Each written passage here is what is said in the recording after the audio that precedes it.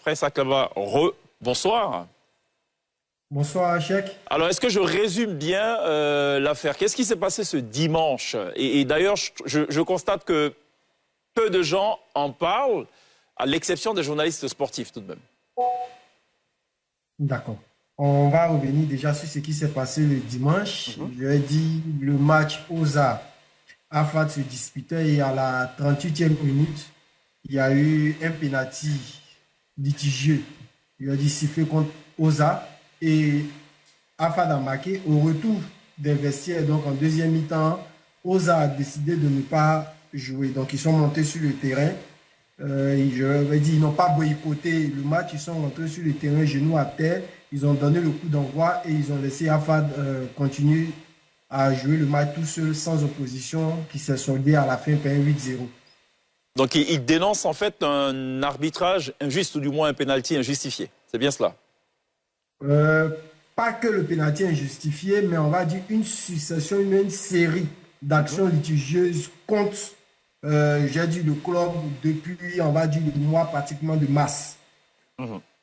Parce que, je dis, ils ont commencé par une présentation déjà des faits.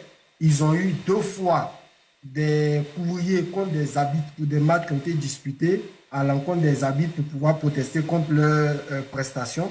Et le week-end qui suivait, la commission d'arbitres remettait encore ces mêmes arbitres qui étaient, on va dire, contestés, en conflit.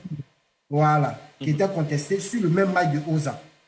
Donc, le club a communiqué sur sa page Facebook. Ils ont présenté des éléments vidéo de matchs qui se sont effectués ou d'actions en leur défaveur.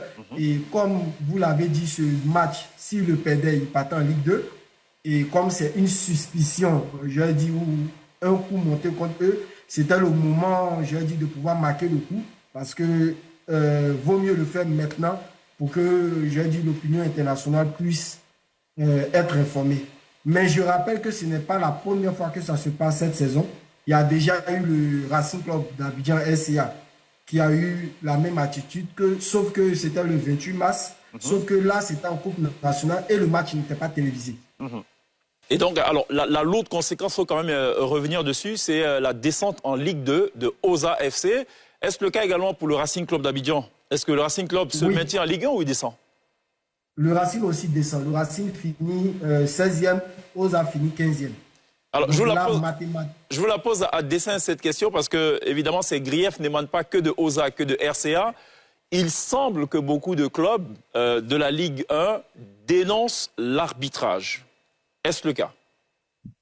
Oui, beaucoup de clubs dénoncent l'arbitrage. On va dire que celui qui a été le plus récurrent depuis 2-3 ans, c'est le coach de la SEC, Julien Chevalier, voilà, qui a dénoncé à plusieurs reprises et pratiquement chaque année il dénonçait, mais il s'est dit dans l'une de ses prises de parole en conférence, il a dit qu'il était arrivé à bout de pouvoir dénoncer les mêmes choses sans qu'il y ait un changement parce que selon lui, la commission, voilà, n'arrivait pas à se remettre en cause pour pouvoir sanctionner ou bien pouvoir faire travailler ses arbitres. Cette année, il y a le FC San Pedro qui a eu à s'exprimer, de manière assez véhémente avec une déclaration le 26 avril, après sa défaite contre Agboville.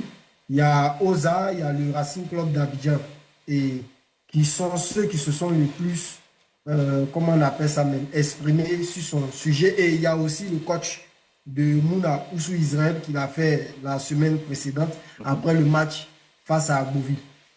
Alors, je vais peut-être me faire le porte-voix des mauvaises langues. Est-ce que tout ceci rentre ou pourrait rentrer dans le cadre d'une stratégie planifiée, dans la perspective des prochaines élections à la présidence de la FIF?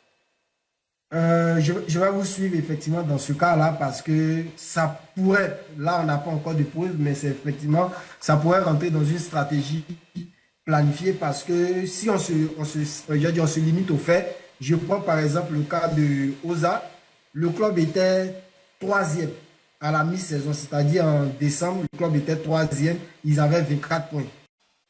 Depuis la phase retour, le club a seulement enregistré 5 points, 1 victoire, 2 nuls, 11 défaites et le club est maintenant 15e avant-dernier. 11 défaites. Voilà. En temps, le 12 février, le président du Racing Club d'Abidjan, qui est Cissé Souleymane, a officiellement annoncé, j'ai dit, sa candidature comme candidat à l'élection qui aura lieu après la Coupe du Monde pour la présidence de la FIFA. Donc, avec cette succession de faits, ça, j'ai dit, comme vous l'avez dit, ça suscite des interrogations au niveau d'une machination contre ces deux clubs qui sont officiellement associés pour briguer la présidence. Ah, ok, carrément. D'accord. Oui, puisque Oza a officiellement apporté son soutien à la candidature du président du Racing Club. Vous êtes en train de dire aujourd'hui dans la télé d'ici que tout ceci s'inscrit dans le cadre, je ne sais pas moi, enfin en vue d'affaiblir un potentiel candidat ou un candidat déclaré. C'est bien cela? Oui, comme je l'ai dit, je n'ai pas les preuves. Bon, pour l'instant, personne n'a encore les preuves, mais au regard des faits, c'est une possibilité. C'est une possibilité à ne pas écarter.